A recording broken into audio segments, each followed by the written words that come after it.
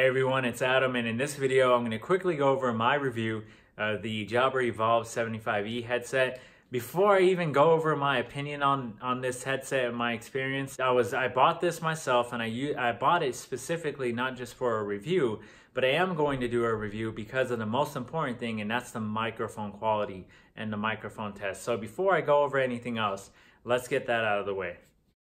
What we're going to do is use the computer to record audio so you can hear the difference between when it's connected to your phone versus when it's connected to the computer. This is coming straight from the microphone headset being selected, and yes, it's coming through the USB dongle that comes with the headset.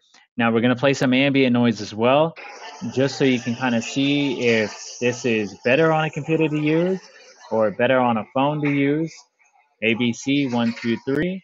ABC 1 2 3. Now here is the microphone test with the Jabra Evolve 75E microphone. ABC 1 2 3. ABC 1 2 3.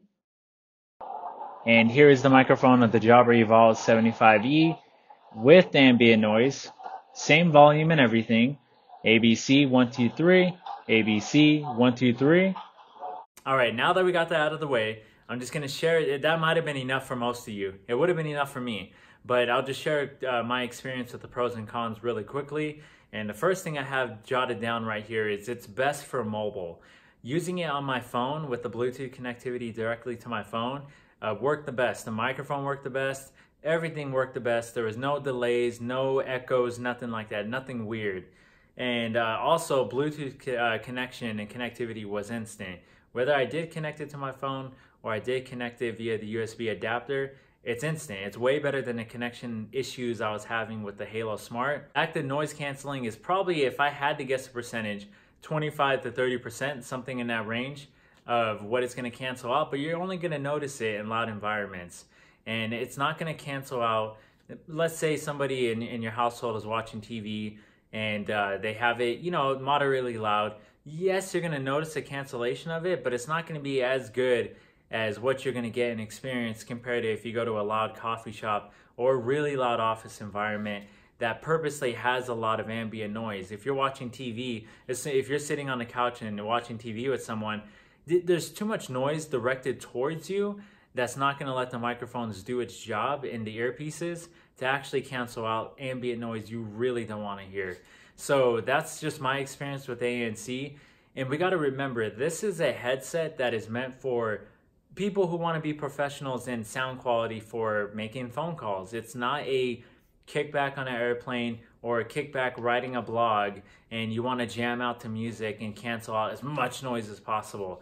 This is just a step up compared to a normal Bluetooth headset you're going to wear, obviously. The noise canceling microphone is something that I just can't get over with how good it is on a mobile device. Now, I'll get into if you connect to a computer in a second, but on a mobile device, I haven't had one complaint. People are always saying they hear me loud and clear. They barely hear any ambient background noise. Even if I'm in a coffee shop or in an office environment, it doesn't matter. Anywhere I tested it, people have always said that they can hear me loud and clear. And I also like the feedback of hearing yourself when you do talk, to where you're not hearing that much ambient noise in the background.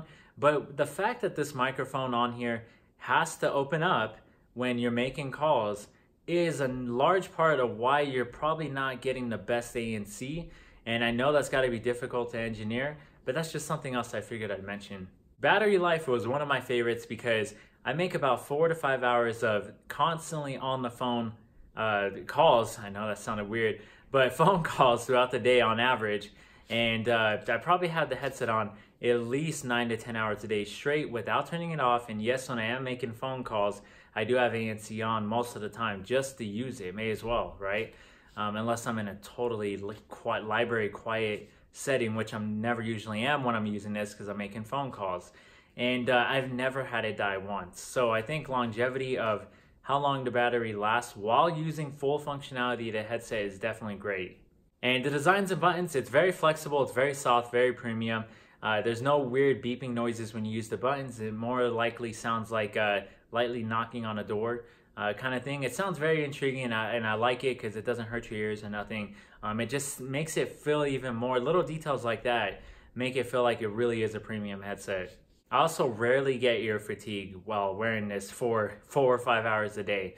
It's comfortable the entire time. The two biggest cons, and actually the only cons I could really find, is the price point, given that this headset feels like it's a beta and just it's their first headset they ever designed like this. So it feeling like a test subject kind of thing, I think $259 is a little too much.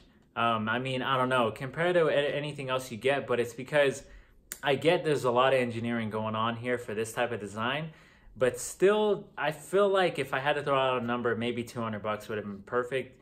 I know $59 is not that much, but it's just because it's just not that good with the second biggest flaw, and that's computer usage. I know a lot of people might want to use this for comfortability for the computer, which is why I wanted it. But after feeling like, okay, this thing performs amazing with the phone connectivity, but it doesn't work that good with the USB adapter on a computer, I've had way too many complaints of people thinking I was on speakerphone, too much ambient noise being picked up. And it didn't matter what I used, whether it was Google Hangouts or Skype. People constantly said they heard an echo, or there was a delay, or I noticed that it picked up too much ambient noise, or people always thought I was on speakerphone. And I'm like, listen, and I knew for sure my headset was connected either using the adapter or using the Bluetooth directly from my computer.